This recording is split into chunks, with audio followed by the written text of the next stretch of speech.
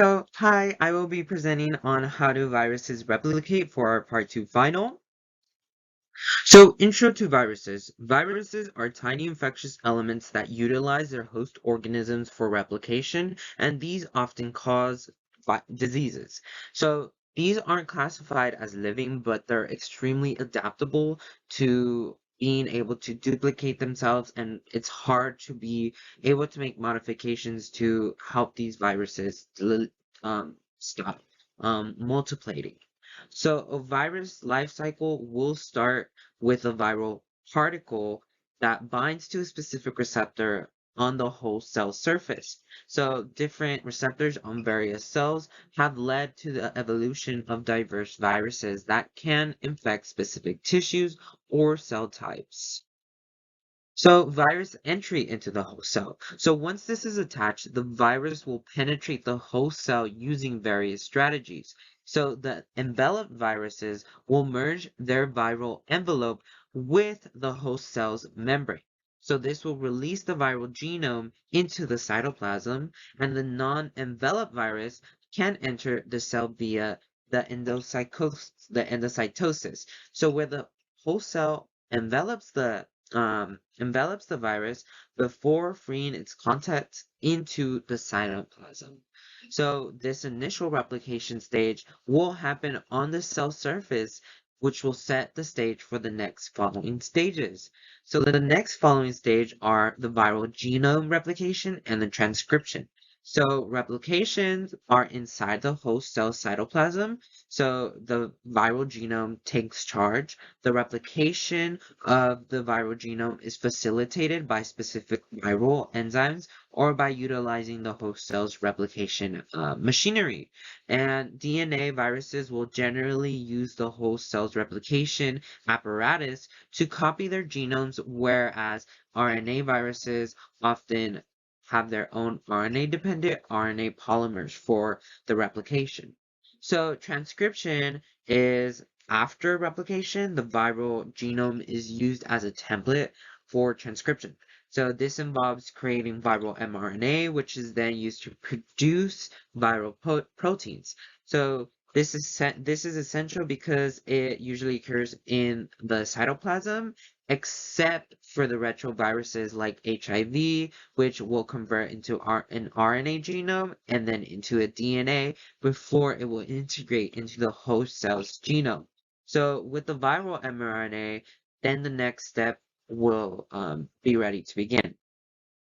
So translation and protein synthesis. So the host cell's ribosomes decode the viral mRNA, and it will assemble the amino acids to form the viral proteins. So these proteins will assume various roles, including acting as viral replication enzymes, the components of new viral particles, and as disruptors of the host cell's normal function. After translation, the viral proteins are often extensively processed, and modified to gain full functionality. And this processing is crucial for the assembly and function of new viral particles.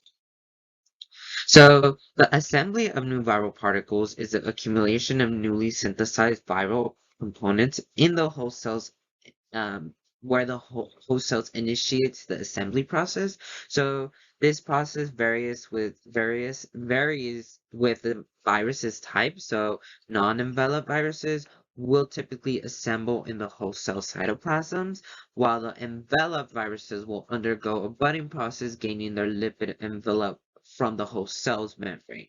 So this process is less damaging to the host cells, and it allows for a longer viral replication cycle.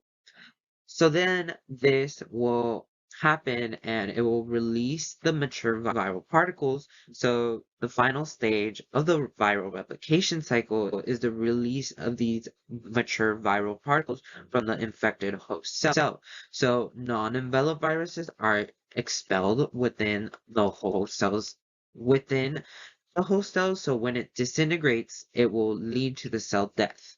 So enveloped viruses, however, will use a more approach that will butt out the host cell's membrane that will cause immediate cell death.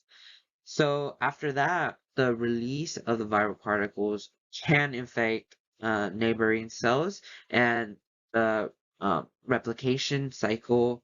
This can cause the replication cycle to restart because of it trying to infect the neighboring cells.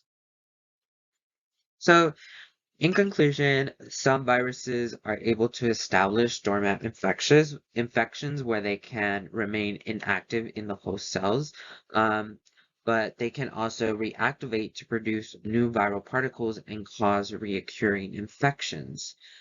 But each step in this viral replication cycle is tuned for efficiency and success, but understanding these mechanisms will help scientists to create targeted antiviral therapies and vaccines to combat these infections, such as making um, medications and shots for people with struggling diseases.